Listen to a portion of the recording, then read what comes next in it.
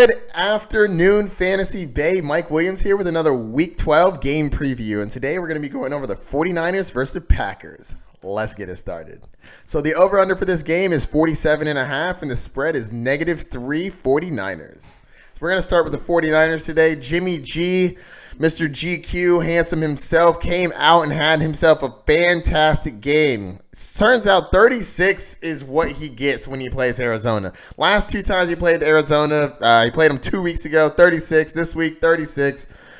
400 yards, 4 touchdowns. My goodness, Jimmy GQ had himself a game without George Kittle and without Emmanuel Sanders being at full health. Deebo Samuel looked fantastic last game.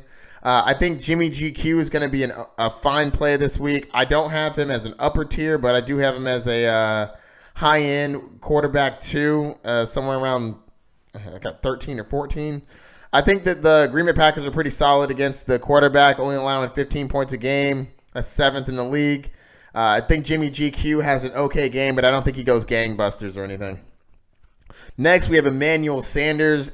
I like Emmanuel Sanders, but the injury to his ribs, he has a fractured cartilage, I believe, in his ribs, so he can still play, but people are aiming for him, crushing his rib cage when they're hitting him, slamming him to the ground. So you never know when Emmanuel Sanders is going to be out. It's a pain tolerance thing, and I personally love Emmanuel Sanders, but you never know when he's going to get knocked out of the game. I have him as a flex play at best. If he was healthy, I'd like him a little bit more, but I don't know if he's going to get knocked out of the game. That being said, Deebo Samuel's coming in clutch. 10 targets, 8 receptions, 134 yards. Absolutely fantastic. He's also dealing with a shoulder injury, but he came back in last game, so I believe he should be able to play this week. And if he does play, I have him higher than ECR, expert consensus ranking. They have him as a flex play. I actually have him as a wide receiver too. I think if Emmanuel Sanders is not 100%, I have Deebo Samuel getting about 6 to 9 receptions and somewhere around 85 yards and a touchdown. And I'm not touching Marquise Goodwin. Let's go to the running back position. So here's the thing. The running back position is murky here. Tevin Coleman has been looked at as a upper tier running back for a while now, and he did go off in week 8 and score 37 points. But here's my thing. He's been real volatile. I know the Green Bay is terrible against the running back, so you probably should play him, but I want you to reevaluate how you look at Tevin Coleman, because Tevin Coleman has not been the running back one that people have been talking about him like. Like, for example, let me go through the last, 7 games. 15, solid. 17, solid. 25. Then he went up all the way up to 2, and 41 and 20. He is a running back 2. That is what Tevin Coleman is. Don't think of him as a consistent every week running back 1. I do think that he has a good game this week because Green Bay, if you can get to them, it's definitely through the run game. So I do think he has a fine game this week. But I don't want you looking at him like he's an upper tier running back. I have him as a running back 2 moving forward. Matt Breida, on and off the field, injured. Love Matt Breida. Can't stay on the field until he can stay on consistently. You really can't trust him. Mostert or Wilson Jr., they have so many running backs in the backfield that they like to utilize in different ways. It's kind of like the Patriots. You don't really know who's going to be the guy that week. Wilson sometimes gets touchdown touches, red zone touches.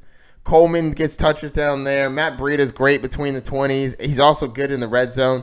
So their backfield is pretty up in the air, but I do like Tevin Coleman this week because he has a great matchup against Green Bay. If you're going to attack Green Bay, you're going to do it on the ground, not as much in the air.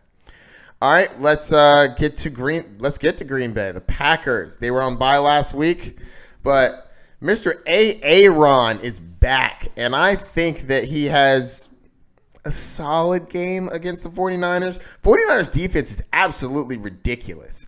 They are destroying people. Kyler Murray had a great game last week, no denying that, but on the year, the 49ers are the second best defense against the quarterback, only allowing 12 fantasy points. I think they're going to be fine, but I also think that Aaron Rodgers is a beast, so I think that he holds his own. Devontae Adams, everybody's starting him. Temper expectations a wee bit because the 49ers are beastly, but I still think that he's great. I'm not starting any of the other wide receivers from this team, though. Geronimo Allison, MVS, Lazard, they're all really up in the air. And until one emerges, and I feel like that's leaning towards Lazard at this point, I'm really not messing with them, especially not this against this great defense. Aaron Jones is a must start every week, but temper your expectations because obviously the 49ers are beastly in all facets of the game. But you're starting Aaron Jones because he's a beast. Jamal Williams, I'm not trying to start him if I don't have to. I'd have him as a flex play. 49ers, beastly defense. So not trying to start people against him, but I think that he can be okay as a mid-tier flex play. And I'm not starting the tight end or defense. So I think that's going to do it, guys. Let me know if you have any questions. Don't forget to like and subscribe. Check out my social media down below. And good luck this week. Peace.